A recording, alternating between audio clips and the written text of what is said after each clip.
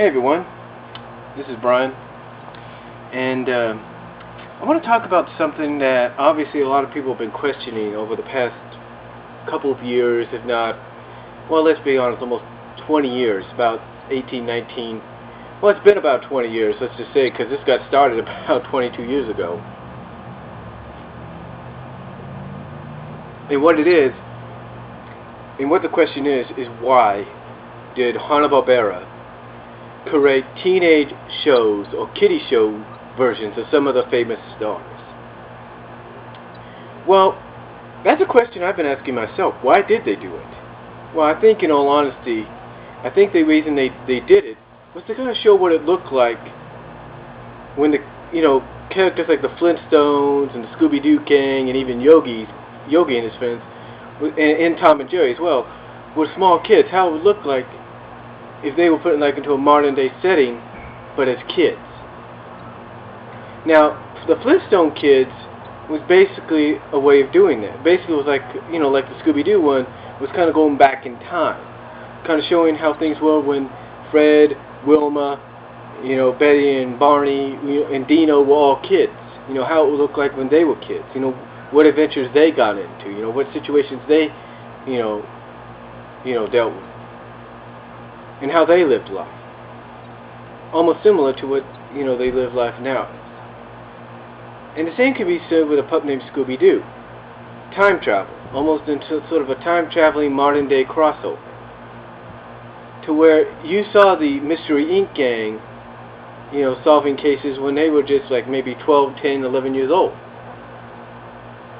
Oh, and also dealt with the situations they were going through and how they were a little bit more childish and tried to act grown up, but didn't. But they didn't. Now, after that, now the time frame of this was 1986, saw the Flintstone Kids. About 1988, 2 years later, saw Scooby-Doo, pup named Scooby-Doo. And about 3 years later, we saw Yo Yogi. Now, Yo Yogi was more of a modern day setting, but with younger versions of Yogi and his friends. Now, the reason they made that one, excuse me for the cooler going on, but the reason they made that one was to kind of put see what it looked like if Yogi and his friends were teenagers in a modern era. Had they not grown up in Jellystone Park, what would it be like? That's the whole reason that show was made. And it's also, now I know you're thinking, well, wait a minute. All those shows follow in the same footsteps as Scooby-Doo. Here you have Yogi and his friends as teenagers solving crimes, even though they're within the mall and on the outskirts of the city and all that.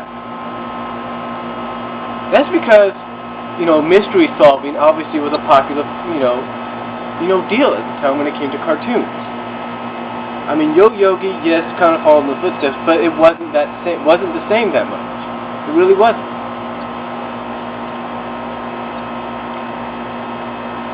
I mean, it was sort of similar, but really wasn't the same. It's because they always knew someone was behind it, and also the fact that it always was mostly centered inside the mall, not without that much. But anyway, the reason they made it, like I'm saying, the reason they made these shows, including Tom and Jerry Kids, was to put the characters in sort of a modern setting of what it would be like if they were kids and how they would deal with the situation. And sometimes, like I said, with the Flintstone Kids and pup named Scooby-Doo, it was sort of like a time machine. It kind of turned back the clock maybe a few years, 20 years, 30 years, something like that. Well, 20, 30 years when it comes to the Flintstones, maybe 4 or 5 years when it comes to the Mystery Inc. gang. But with Yo Yogi, that was more like what would happen if we put teenage versions of Yogi and his friends in a modern day setting, in a 90s setting. And it just went from there.